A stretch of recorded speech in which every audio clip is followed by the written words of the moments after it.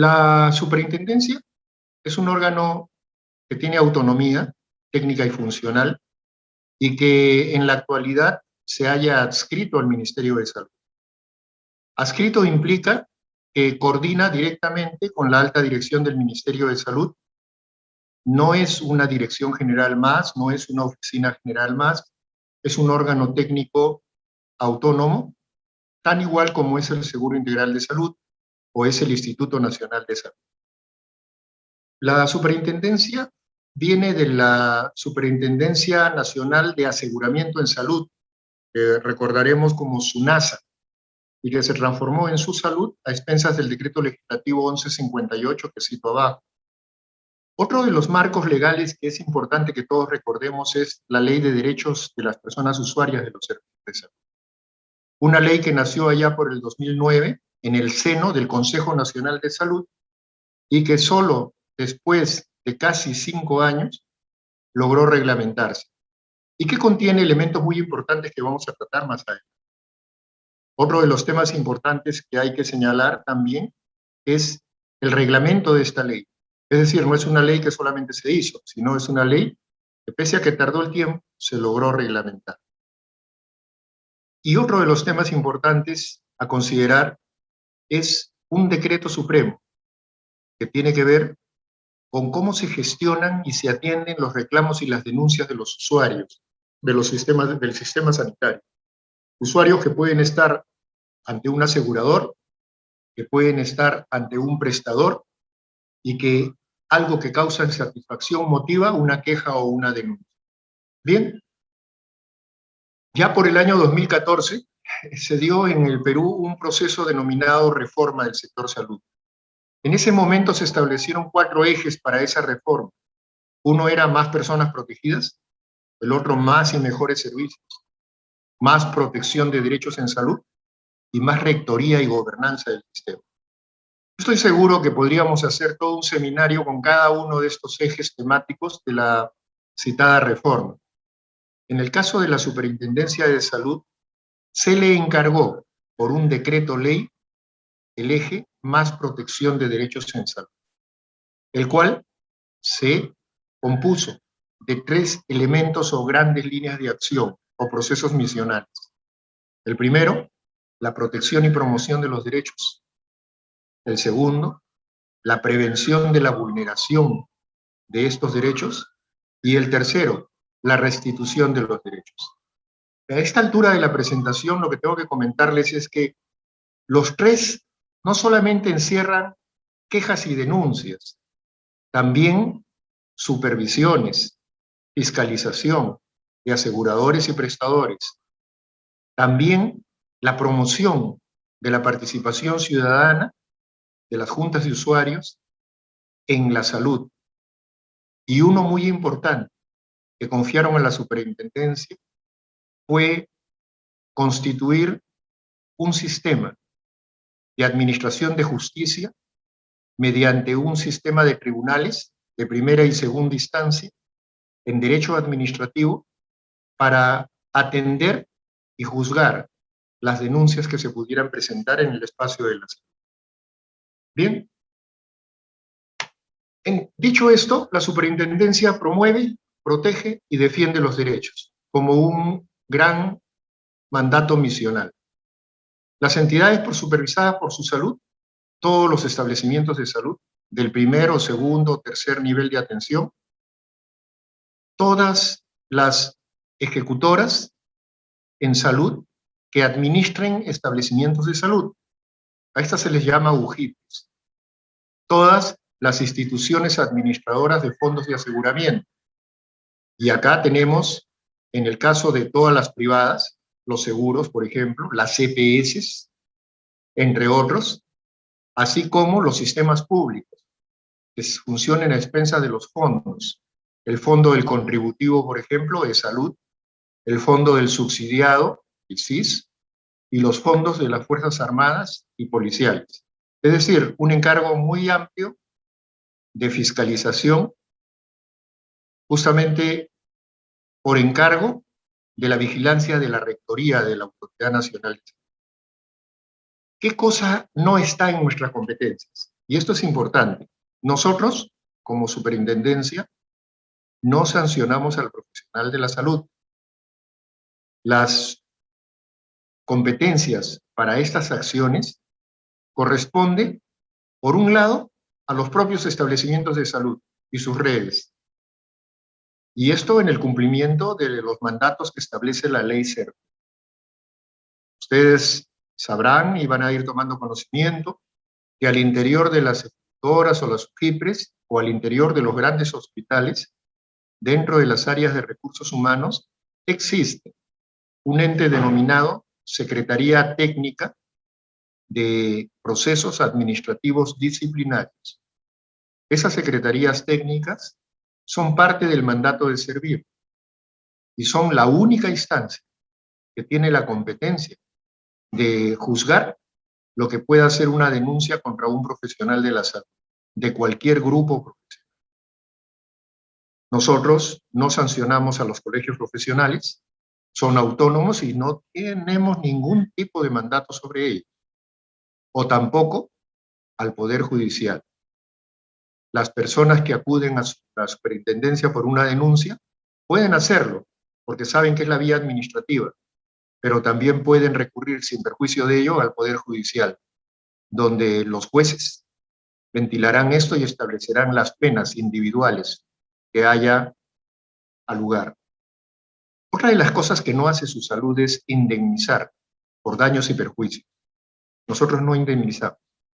Los resultados de los procesos administrativos sancionadores de su salud son generalmente contra el establecimiento de salud, no contra las personas.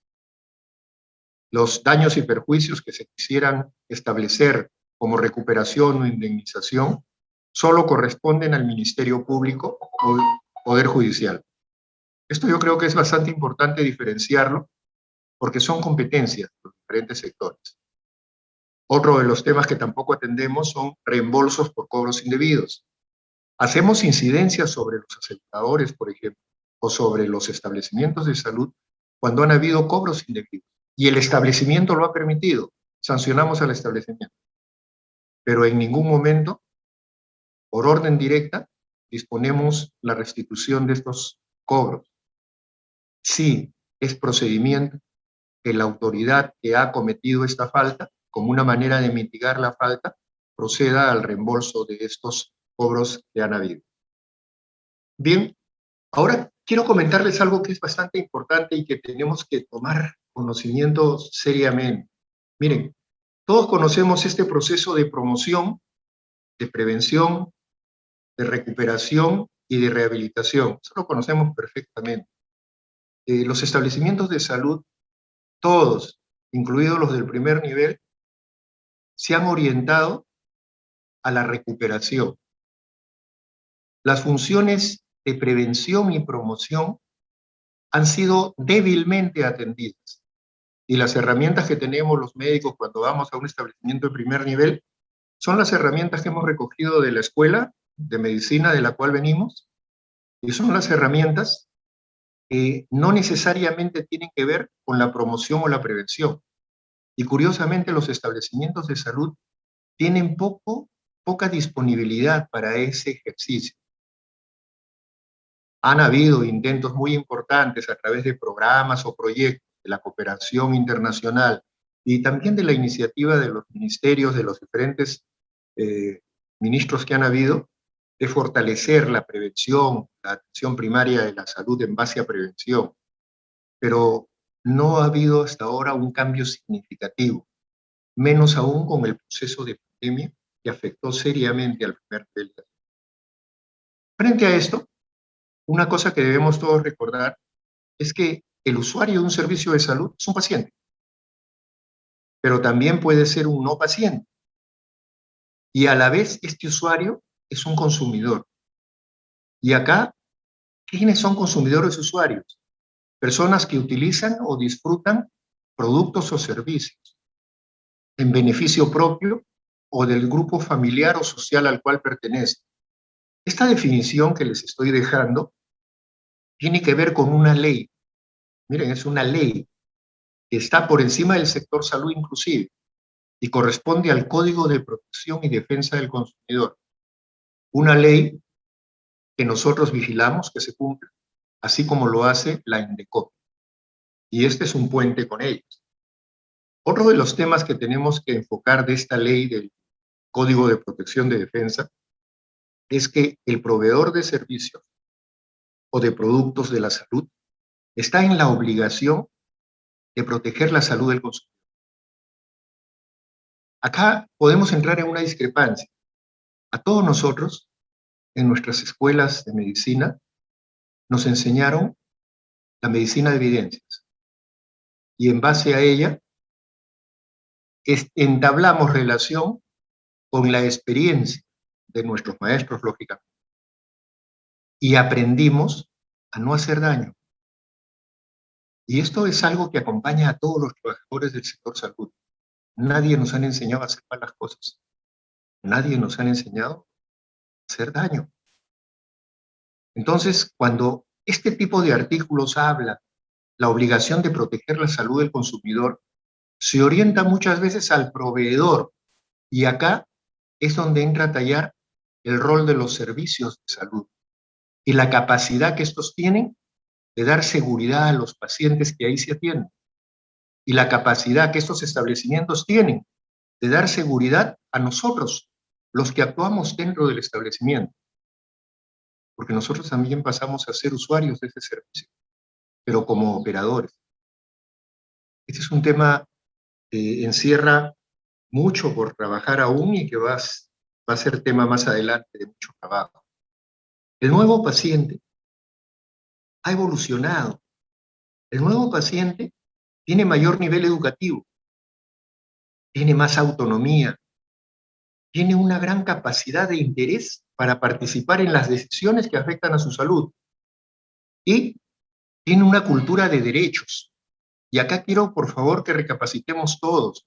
Los derechos en los usuarios de salud y su empoderamiento por ellos está yendo mucho más rápido que lo que nosotros, los que operamos el sistema, nos empoderamos de nuestras propias normas. El usuario, o sea, puede ser un paciente, está sujeto pasivo de la actuación médica. Es un cliente, está sujeto a la necesidad de satisfacer mediante una relación contractual, la cual debe ser explícita. Es un usuario porque está sujeto que utiliza los servicios disponibles de forma voluntaria. Y es un consumidor, lógicamente, porque recurre a los servicios disponibles, tanto voluntaria como involuntariamente, y paga por ellos. Y ese pago no necesariamente es el que hace el usuario.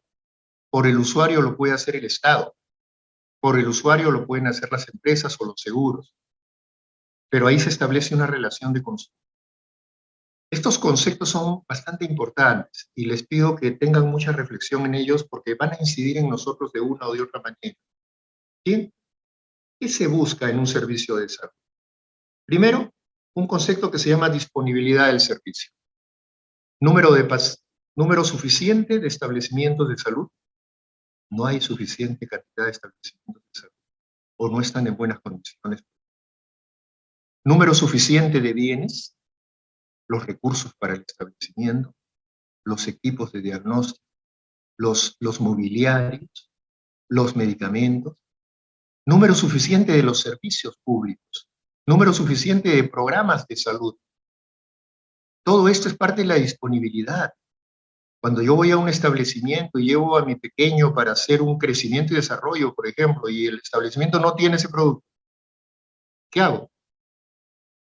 Cuando tengo VIH y voy a un control, llego a mi establecimiento y no hay sistema de control para pacientes con VIH, o no voy a recibir el targa en ese establecimiento. Y podría establecer una larga sucesión de productos que los usuarios esperan y que tiene que ver con este concepto de disponibilidad que espera el usuario. Un segundo elemento que espera el usuario en esos establecimientos donde estamos es la aceptabilidad. ¿Qué cosa es aceptabilidad? La ética médica, todos respetuosos de ella, culturalmente apropiados es decir, un establecimiento adecuado a las creencias y costumbres de las personas. Somos un país multiétnico, somos un país enorme, multinacional, y ahí conviven diferentes etnias, diferentes personas con diferente arraigo cultural. Por la lengua están los aymaras, están los quechuas, están la multiplicidad de lenguas de nuestra Amazonía. Y cada grupo poblacional tiene una concepción de la salud, una concepción de la enfermedad, una concepción de la vida. Y el establecimiento, curiosamente, tiene que acompañar esa concepción. Y este es un tema importante, y en el curso que se está llevando a cabo por el colegio, se ha tocado el tema porque lo he visto dentro de la sílabus. El enfoque de género es importante. Hay culturas donde el asunto de género es muy serio y no se puede tocar a una mujer sin autorización del esposo. No se puede hablar de control prenatal o no se puede hablar de métodos de anticoncepción sin que haya consentimiento del esposo. Y una serie de creencias que tienen que ver mucho con el tema de género. Somos una sociedad en evolución, cambiante, es cierto, que tiene diferentes urbes, unas concentradas en Lima con un enorme desarrollo, ¿no?, de innovaciones, de modernidades, estilos de vida, y otras áreas muy conservadoras. Esto es un tema que como médicos tenemos que ir reconociendo. Otro de los temas importantes es la accesibilidad. Ya que vienen los temas de discriminación, la accesibilidad física, la económica, el acceso a la información, que son aspectos importantes. Los establecimientos de salud muchas veces, en la rutina en la cual se manejan, no disponen de mayor información para los usuarios, ni quién se los pueda dar. En el tema económico, muchas veces si no hay un producto, el usuario tiene que recurrir al bolsillo para comprarlo, porque el establecimiento no tiene la forma de darse.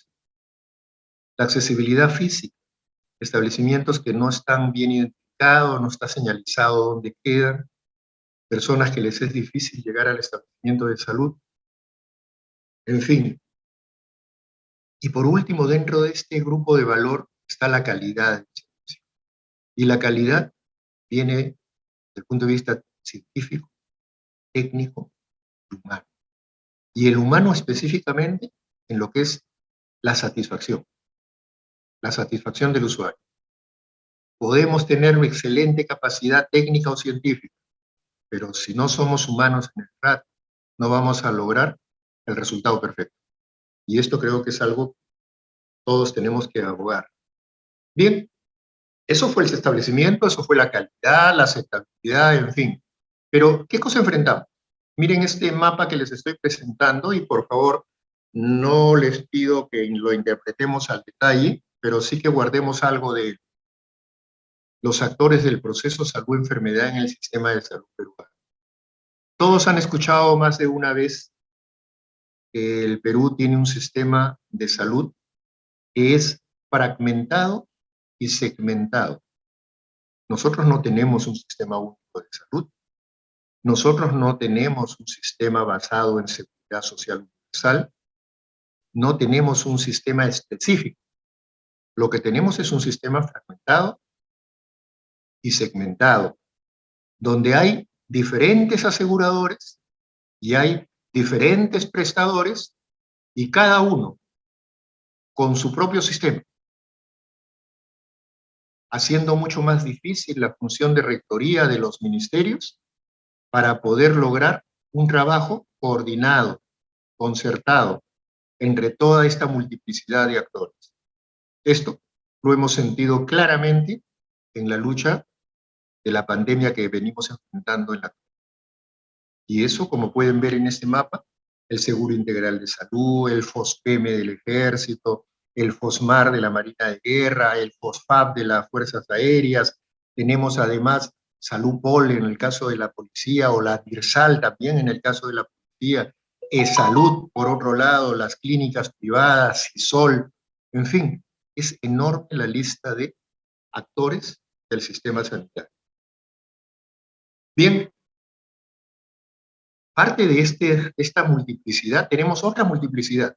Este cuadro que les estoy presentando corresponde al Registro Nacional de Prestadores de Salud.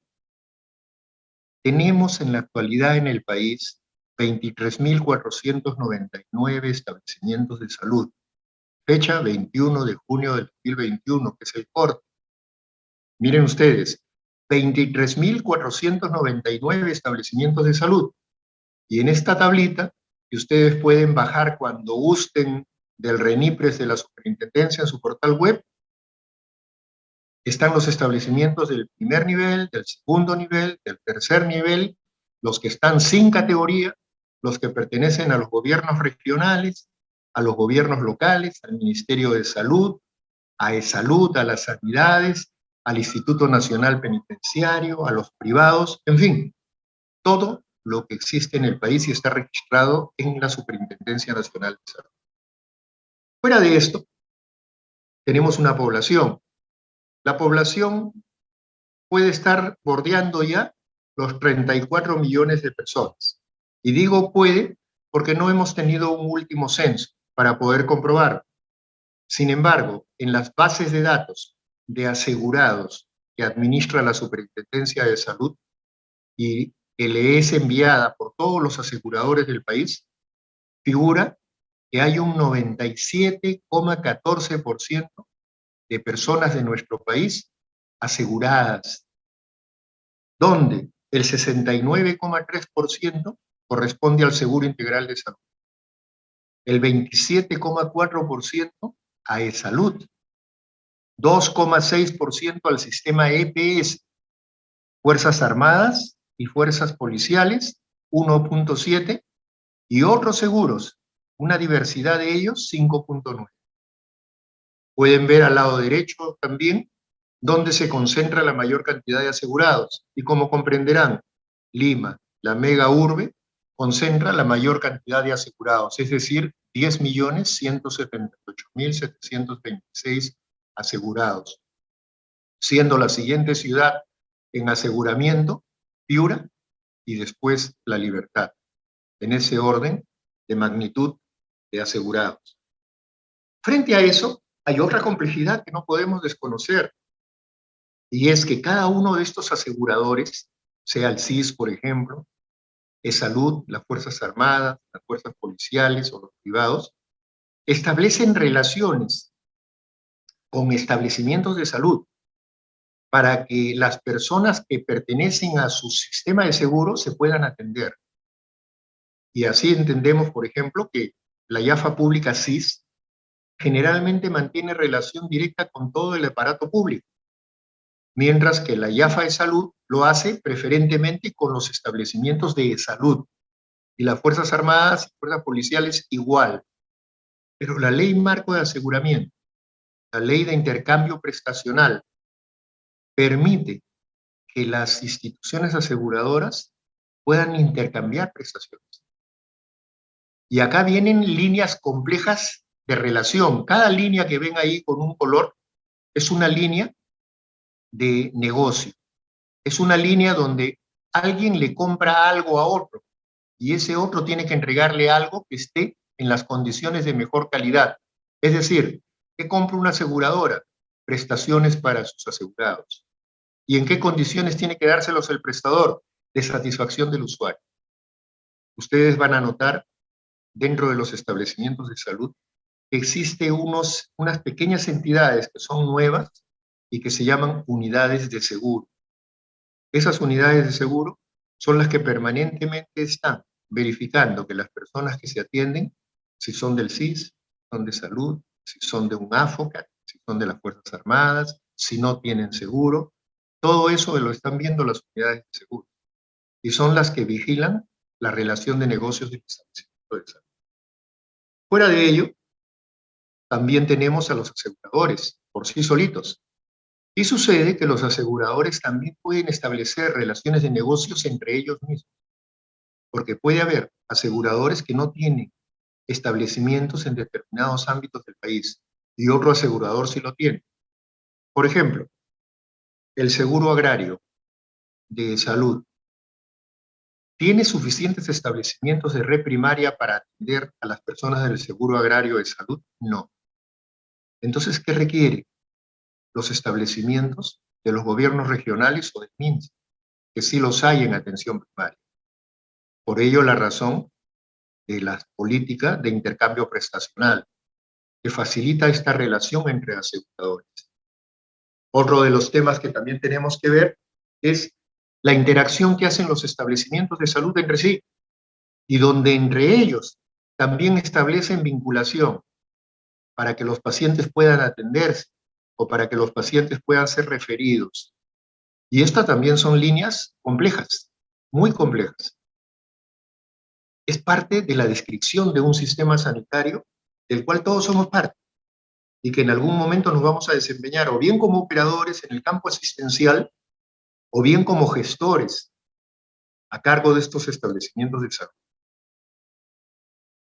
La realidad también nos debe decir que en el Perú, y eso lo sabemos todos, la razón de médicos por cada 10.000 habitantes es de 16,3, cuando debería estar, según la OMS, más allá de los 33 por 10.000. Entonces, muchos de ustedes han escuchado más de una vez, falta profesionales de la salud, falta médicos, y así como faltan médicos, también faltan especialistas. De igual manera, si nos vamos al campo de la enfermería, 16,1 por 10.000 habitantes, y donde el déficit es mayor, porque el estándar supera los 50 a 60 por cada 10.000 habitantes. La enfermera, ustedes saben que es pieza importantísima en el cuidado de la enfermedad y del paciente. Y nosotros los médicos somos pieza importantísima en el tratamiento y diagnóstico de las enfermedades de los pacientes. Según el SISCOBI, la razón de camas por cada 10.000 habitantes es de 6. Y según el mismo SISCOBI, las camas UCI es de 0,8 por cada 10.000 habitantes. Y acá establecemos que el acceso a medicamentos también en nuestra población hace que solo el 42,5% acceda a ellos, estableciendo una brecha perniciosa de personas que al no poder acceder tienen que recurrir al gasto de bolsillo. El cuadro de la derecha va a explicar cómo se concentra esto en cada una de las regiones del país. Otro de los temas importantes es la protección financiera. Ya les hablé del gasto de bolsillo, y el gasto de bolsillo es muy serio. Cuando uno está sano y gasta en medicinas, generalmente no es para una necesidad vital. Pero cuando uno está enfermo, gasta en medicinas porque el sistema no se lo da, puede afectar seriamente la economía de su familia. Este gasto del bolsillo representa el 29,2% del gasto total en salud. Y esto es considerable, porque es el gasto total del sistema en salud. Del 100% de hogares, el 13,7% destina más de la 10ª parte de sus gastos a la atención en salud. Y del 100% de hogares, un 5,2% del gasto de estos hogares es catastrófico. ¿Qué significa? Ese 5,2 está enfrentando una situación que lo va a llevar a una pobreza inmediata. Y esto es importante en este choque de la salud con la enfermedad a nivel de las... ¿Te salió?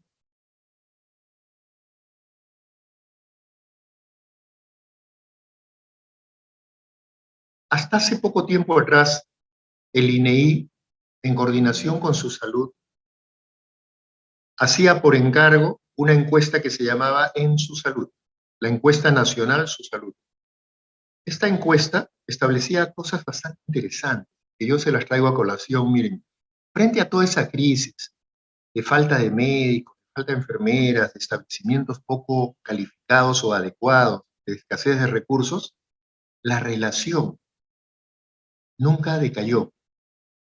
Por ejemplo, en estas estadísticas, el 91,6% de la población opinaba que había un trato con respeto, el 90,5% con amabilidad, el 88% que había interés por atender, que había confianza en un 87,2%, y había claridad en la información. ¿Qué significa eso? Que nosotros, los profesionales de salud, y en especial nosotros los médicos, tenemos un gran poder en el don de la comunicación. Y esto les pido por favor, el médico libre es el médico que enseña, que educa a sus pacientes. El médico esclavo es el que simplemente conoce al paciente por un número y una historia clínica, y que está contando los escasos minutos que le han dado para atenderlo y que pase el siguiente. Eso nos diferencia. Y eso permite que encuestas como estas que se hacía ver que los profesionales de la salud, los médicos, seguíamos manteniendo esa dignidad y ese buen trato que corresponde a la relación médico-paciente. Bien, frente a esto, cuando se le preguntaba los niveles de satisfacción a las personas, ¿no? Satisfechos, 75,6%. Y los que siempre están abajo, ni insatisfechos ni insatisfechos, que estamos acostumbrados a las encuestas, 17,1%. Y solo 7,3% en insatisfacción. Esto es muy importante, porque le toma la temperatura a la calidez del RAT, del sistema sanitario. Bien, esta ley, del 29414, que es la ley que establece los derechos de los usuarios de los servicios de salud y su reglamento, que cito, toca 5 grandes ejes que tienen que ver con el derecho al acceso a los servicios de salud, el acceso a la información, el acceso a la atención y recuperación de la salud, al consentimiento informado y a los derechos en la protección de usuarios. Les voy a explicar rápidamente esto, porque a veces por estas cosas las personas se quejan, nos demandan, y verdaderamente a veces resulta incomprensible. Miren, por ejemplo, acceso a los servicios. Toda persona tiene acceso a la atención de emergencia, sin condicionamiento. Eso lo sabemos todos. La ley, tanto la Ley General de Salud como la Ley de Derechos de los Usuarios de los Servicios de Salud establece que la atención de emergencia es obligatoria, sin ningún condicionamiento. La ley dice también que después se establecerán los cobros correspondientes, pero en ningún momento condiciona que tiene que haber pago por la atención. Otra de las cosas que establece la ley es la libre elección del médico o la IPES. Lógicamente, las limitaciones para alguna de estas cosas es la falta de disponibilidad por los profesionales o de los establecimientos de salud. También la ley establece a recibir atención con libertad de juicio clínico. Es decir, los médicos tenemos libertad de juicio clínico. Nosotros no necesariamente vamos a hacer lo que nos ordenan. Hacemos lo que la ciencia, la medicina de evidencias, el conocimiento nos ha enseñado. Y esto en una coherencia, lógicamente, con la realidad que enfrentamos y que enfrentan nuestros pacientes. Los pacientes también tienen derecho a una segunda opinión médica. Y dentro de eso, nosotros tenemos que tener la tranquilidad que el paciente puede buscar su segunda opinión médica y confrontarla con la nuestra y saber dialogar entre profesionales con quien fue la segunda opinión lo que tiene el paciente. Otra de las cosas que garantiza este eje es el acceso a los servicios, medicamentos, productos sanitarios. Y acá es donde viene la limitación muchas veces de las compras, de la distribución que tiene que haber y de la administración de la entrega de estos medicamentos, productos sanitarios, donde se enfrentan muchos problemas. Enviar un simple acetaminofén o un ácido acetil salicílico en Lima es muy diferente que mandarlo a Iberia. Es muy diferente que enviarlo al estrecho de la Amazonía. Entonces, los problemas logísticos que enfrenta nuestro país para distribuir medicamentos y productos sanitarios es serio, así como también puede ser la disponibilidad de los proveedores en entregar en los tiempos concordados los productos que se han comprado. Este es un enorme problema donde hay un gran espacio de gestión. Otro de los temas, de los ejes importantes, está dentro de lo que es el acceso a la información. A ser informado oportuna y adecuadamente de sus derechos en calidad de persona usuaria, es decir, a la persona, conversémosle, usted tiene derecho a esto, a conocer el nombre del médico responsable de su atención. Para eso se hicieron los photochecks. Para eso en algunos establecimientos de salud le pegan una etiqueta al profesional de la salud que dice soy médico, Carlos, ¿no? Para atender, soy enfermera, soy tecnólogo. Es muy importante que el usuario nos conozca. Y esto lo garantiza la ley. A recibir información necesaria y suficiente, siempre con amabilidad y respeto sobre el uso de los servicios. Y a recibir información también necesaria y suficiente sobre los traslados, las referencias, las razones que justifican estos cuando tenemos que ser desplazados de un establecimiento a otro establecimiento. Otro de los temas en el acceso a la información tiene que ver sobre las normas y reglamentos o condiciones administrativas vinculadas a la atención. La persona puede pedir su alta voluntaria. La persona tiene una serie de derechos al interior del establecimiento y hay normas. Y si la persona pide conocer las normas, hay que darse. O pedir a la dirección del establecimiento que lo publique en lugares visibles para que las personas estén adecuadamente informadas. También es derecho recibir de su médico tratante, en términos comprensibles, información completa, continua, sobre la enfermedad que las personas queremos saber. Tenemos miedo, es cierto, cuando somos pacientes, pero es valiosísimo que nuestro médico nos lo diga. También tenemos ese derecho a negarnos a recibir y continuar un tratamiento. Esto es difícil para nosotros los profesionales de la salud y ha generado muchos conflictos con usuarios o con los familiares, padres de un paciente, en ese afán de no querer que su paciente siga recibiendo un tratamiento. También tenemos que contemplar el derecho a que el paciente tiene que ser informado sobre cualquier condición experimental de productos o procedimientos que vayamos a implementar, y acá tengamos mucho cuidado. Hay espacio para la investigación, hay espacio para la experimentación, y hay códigos de ética para ello. Por lo tanto, no podemos ensayar nada que tenga respaldo en medicina de evidencias y autorizado por las leyes en nuestro país para aplicárselo a los pacientes. Respecto a la atención y recuperación de la salud, el paciente requiere dignidad e intimidad. A veces hay establecimientos de salud que una cortina es la que marca la intimidad del acto médico. Y a veces ni siquiera la cortina existe. A veces hay pacientes que se les está atendiendo y en la camilla contigua hay otro paciente que está muriendo. Estas cosas son reales y las hemos vivido mucho. Y es por esa precariedad en la que hemos vivido tanto tiempo en establecimientos de salud no adecuadamente mantenidos, cuidados o renovados. Los tratamientos, todos, son científicamente comprobados y para eso existen las guías de práctica clínica, los protocolos, la medicina de evidencia, los vademecums, las autorizaciones del Ministerio de Salud, y tener mucho cuidado con las reacciones adversas y efectos colaterales que sean advertidos al paciente.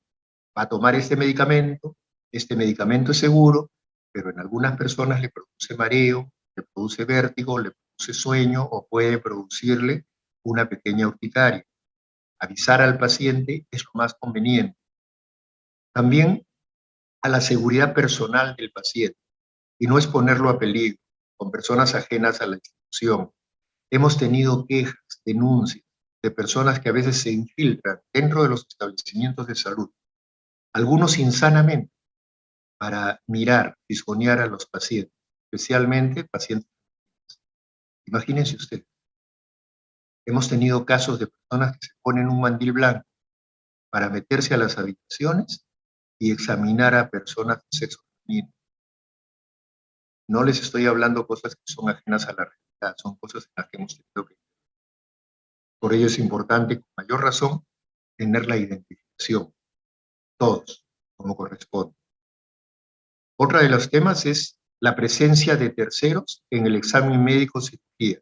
Esto tiene que contar con la conformidad del médico tratante, tratar de que no llegue a un conflicto, pero hay muchas parejas donde la esposa quiere estar cuando le van a hacer la consulta al esposo, especialmente cuando son mayores de edad.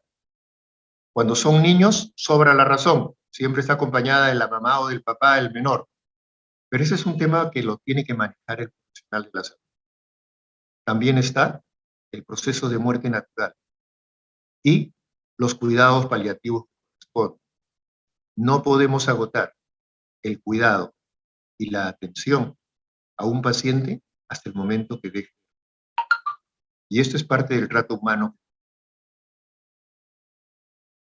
Respecto al consentimiento informado, están establecidos no solamente en la Ley General de Salud, también en la Ley de Derechos de los Usuarios y en los diferentes protocolos que se han hecho al cabo para las altas voluntarias, para los tratamientos, para las cirugías, para una serie de cosas que vamos a enfrentar.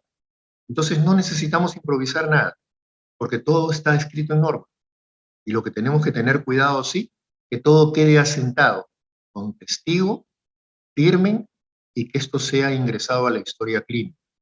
De esa manera vamos a estar tranquilos y seguros de que estamos trabajando bien y que no se está obviando nada. Bien. Su salud tiene un centro de conciliación y arbitraje. ¿Qué cosa es esto? Es una entidad autorizada por el Ministerio de Justicia que tiene que ver con que una denuncia, un reclamo de una persona pueda conciliarse en una vía extraprocesal, es decir, que no vaya a un proceso sancionador o no vaya a un proceso judicial. Y estas intervenciones son gratuitas, basta que haya voluntad de las partes, y el Centro de Conciliación funciona permanentemente al interior de la Superintendencia Nacional de Salud. Las personas pueden introducir reclamos, y esto es una manifestación verbal o escrita, y que es efectuada ante la IAFAS, la IPES o la UJIPRES. También las personas pueden hacer una denuncia, y acá ya no es un reclamo, porque la denuncia necesariamente tiene que traer un conjunto de evidencias que fundamenten la denuncia. Y lógicamente las denuncias son contra la IAFAS, contra la IPRES o contra la UJIPRES. Cuando hay denuncias contra o el médico, la enfermera, no son materia de atención de su salud. Si este hecho es una acción del servicio, que está dispuesto así por la entidad. De lo contrario, cualquier queja contra las personas que integran un establecimiento de salud, las personas pueden hacerla ante la autoridad del establecimiento y esta tomar la acción, porque la ley lo faculta a él, al director de un hospital o de un centro de salud o de una red, a llevar a proceso administrativo disciplinario cuando se evidencia por una denuncia una inconducta de un profesional de la salud. Entonces, separando las cosas, tengamos mucho cuidado por el ámbito en el cual actúan las entidades. Fuera de ello, las atenciones a nivel nacional son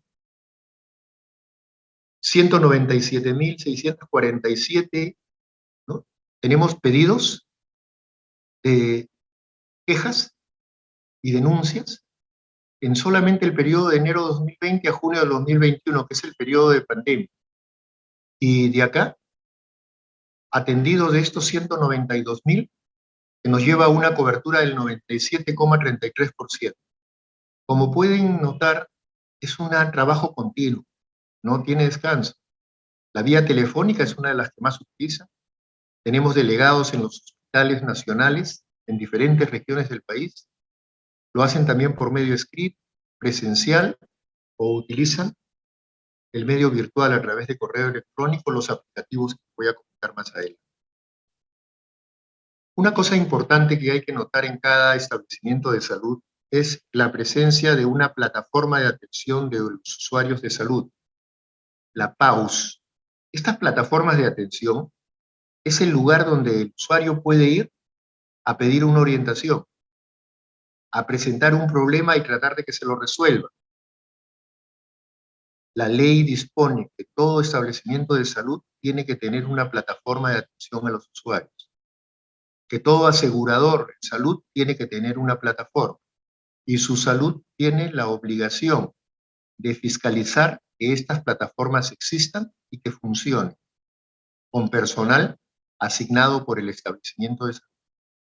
Esta es una obligación y nos ayuda mucho en el trabajo del día a día, porque el establecimiento es el que lo soluciona. Frente a eso está esto otro que todos conocemos, lo hemos escuchado más de una vez, porque existe más allá del sector salud, y es el libro de reclamaciones. El libro de reclamaciones tiene que estar disponible las 24 horas del día, los 7 días de la semana, y es un libro donde uno escribe la queja, la insatisfacción, y a quién le está escribiendo: al director del establecimiento, al encargado del libro de reclamaciones de esa entidad. Y la entidad tiene la obligación de ley de responderle a la persona que escribió y que denotó su teléfono, su dirección de correo para que tenga la respuesta. Miren, los canales de atención para las quejas y denuncias de los usuarios de los servicios de salud, o también para aclarar dudas de parte de ustedes en caso las tuvieran, la vía telefónica, esa central operativa grande que tiene el sector salud, que es el 113, ahí la opción 7 es la que conecta directamente con la superintendencia. La vía presencial, ya sea en los locales de Lima o Chiclayo, donde tenemos una sede física. La vía del correo, a través del portal Su Salud, atención al usuario. Las redes sociales, a través del Facebook, YouTube, Twitter, LinkedIn, Instagram. O vía apps que hemos desarrollado y sobre los cuales voy a comentar. También la superintendencia ha creado una serie de aplicativos electrónicos que ha puesto a disposición del sector salud, del ministerio, por ejemplo. Algo que ustedes han escuchado más de una vez es sobre la disponibilidad de camas UCI y camas de hospitalización COVID. Y esto es un tema bastante importante. También tenemos un aplicativo de oxígeno, que es el que viene usando el sector salud a la actualidad. Tenemos una plataforma de reporte de precios de clínicas privadas de los diferentes servicios. Una plataforma móvil basado en Android, que es Su Salud Contigo, y que consulta el seguro, consulta el plan de salud, consulta los establecimientos más cercanos a la persona, consulta la calificación de la atención que uno puede dar, que ha recibido, ¿no? O también recibe consultas o denuncias. Esta es una app que se baja del Android Store y que puede usarse muy amigablemente desde cualquier teléfono celular. Paralelamente a eso, hemos armado a través de WhatsApp una aplicación chatbot en la cual se puede recibir establecimientos de los establecimientos de salud, de los seguros de salud, y también tener la opción de ingresar algún tipo de queja o reclamo. Estamos incursos dentro de una gran estrategia de datos abiertos de su salud, que viene siendo orientada por la Presidencia y Consejo de Ministros, para poner a disposición de toda la colectividad la mayor cantidad de información abierta, transparente, para el buen uso de los servicios de salud. Este es un ejemplo de los reportes que se hacen diariamente, 2 veces al día, sobre la disponibilidad de camas UCI COVID y camas COVID en los diferentes hospitales del país, y que tiene una serie de páginas. Solamente les estoy presentando como muestra una de las páginas, donde nos habla en rojo las camas ocupadas y en verde las camas disponibles a nivel de todo el país. De igual manera, este reporte se da región por región y hospital por hospital. Entonces es, creo, bastante rico dentro de lo que es la gestión de las camas en el país. Su Salud también hace la labor de fiscalización, y dentro de la fiscalización acá pueden ver que los ejes de fiscalización en el eje azul es por procesos. Por ejemplo, organización de los servicios, stock y distribución de almacenamiento de existencia, productos farmacéuticos, gestión de oxígeno, gestión de camas y sistemas de referencia, recursos financieros, transparencia y procesos de contratación, mantenimiento y reposición de oxígenos, atención e información de usuarios, convenios y contratos e intercambio prestacional, recursos humanos, implementación de recomendaciones.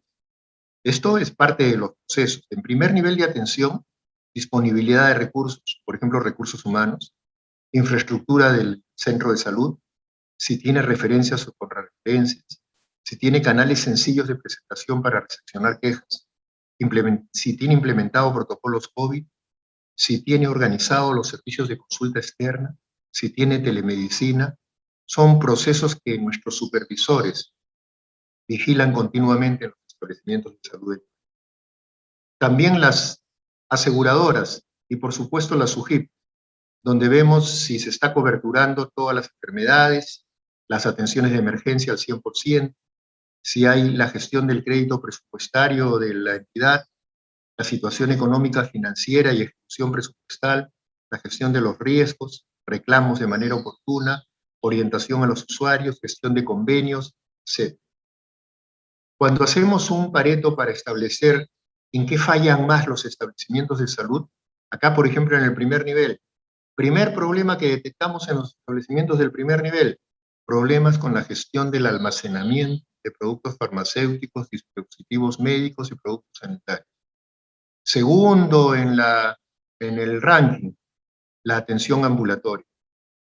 Tercero, la atención al usuario propiamente. Cuarto, equipos e infraestructura. Sigue medidas protectoras, referencia para acciones de emergencia, recursos humanos, información de los servicios, problemas de la dirección, intervenciones estratégicas, garantía de la calidad, etc. Acá pueden ver una vigilancia muy cercana que hacemos de los procesos.